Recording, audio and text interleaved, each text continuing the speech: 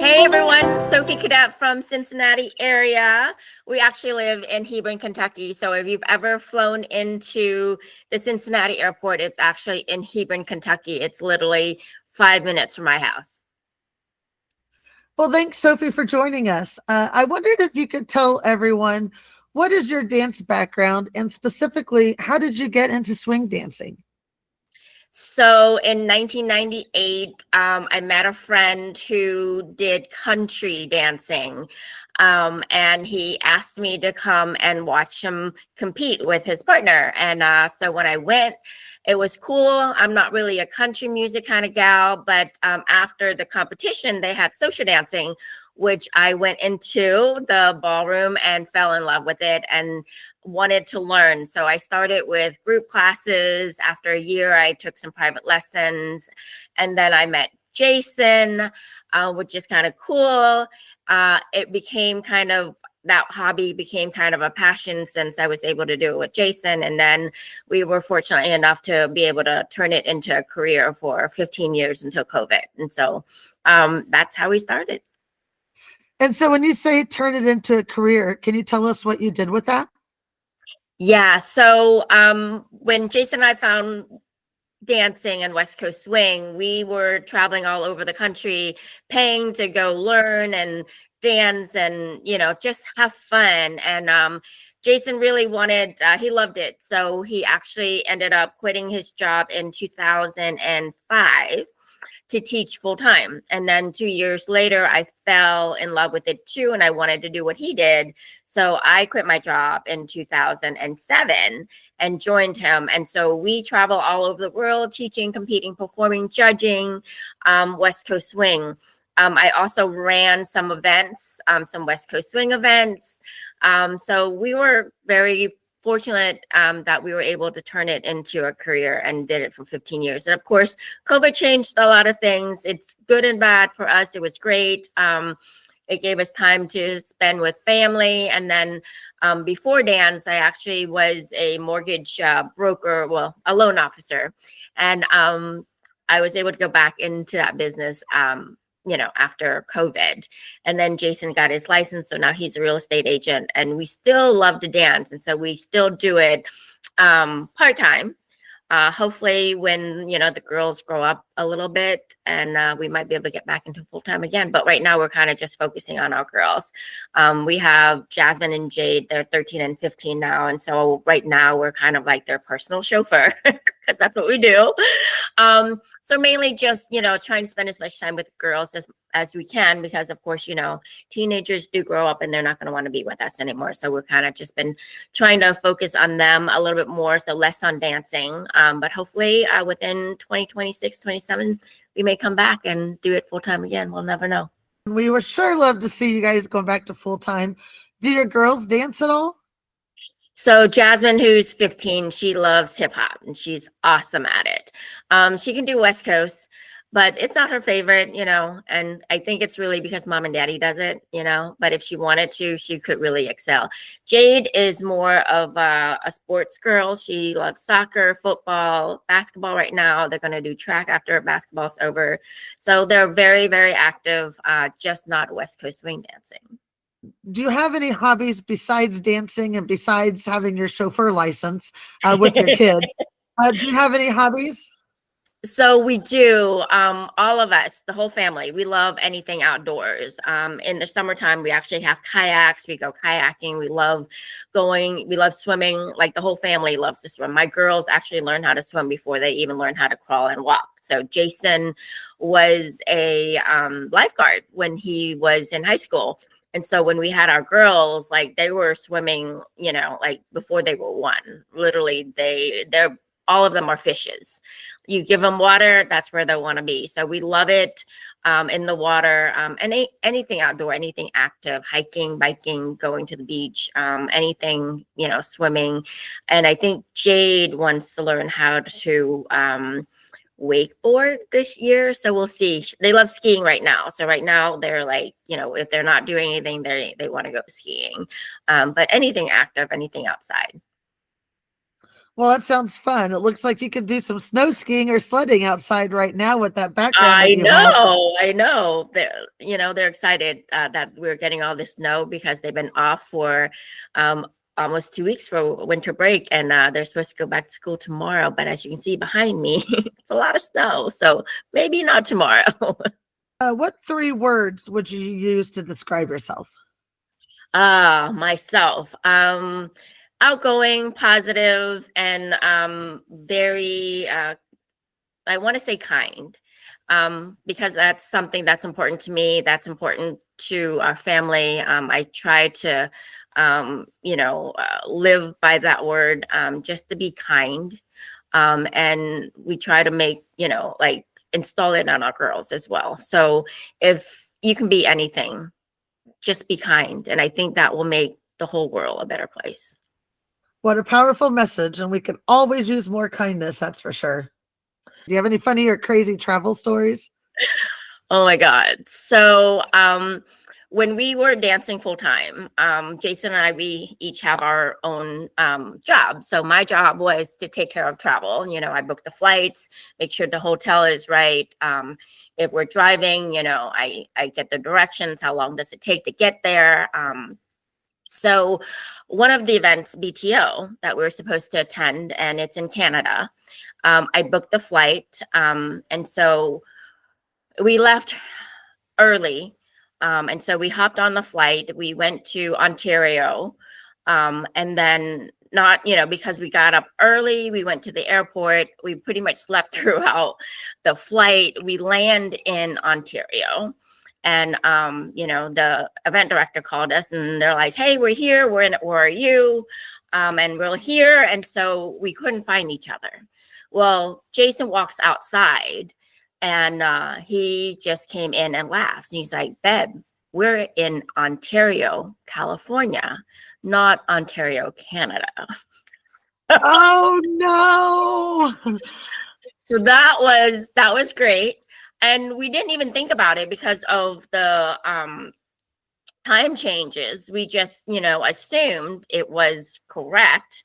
And we slept. I mean, I slept and Jason watched movies. And so we didn't even think anything of it. So we were in Ontario, California for a day. Luckily, we were flying in early to hang out with friends in Canada. We were going to enjoy their country for a day before the event started. So luckily, because of that, we did get to Ontario, Canada on time to teach and, judge and all of that. So we were there on time.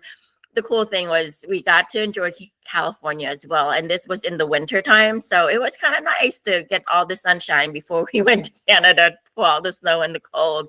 So that was my funny travel incident. And Jason doesn't let me forget it. And all the Canadian people just, they laugh at us now and we laugh at it. Hey, make sure you're coming to Canada, not California. Oh, So that that was is fun. really funny. I like Yeah. that. That's a funny Yeah. story. And could you tell me something that most people don't know about you? Well, I'm from Cambodia. I came here when I was 11. Um, let's see, I haven't been back to my country since I left. After the Vietnam War, there was a revolution in Cambodia in my country, where the Khmer Rouge, Pol Pot was killing, like going into cities and killing families. Anybody that was educated, had power, had money, they would just kill them all, like overnight. And so my family fled the country in 73. I was 2. And we went to the Philippines, refugee camp, ended up in the Philippines. I mean, we traveled for a while. What a lot of people don't know is I actually had an older brother and older sister, but they all passed away within a week, along with my mom when we were traveling, when we were fleeing the country. My dad lost all 3 of them within a week. So I became an only child when I came to the United States.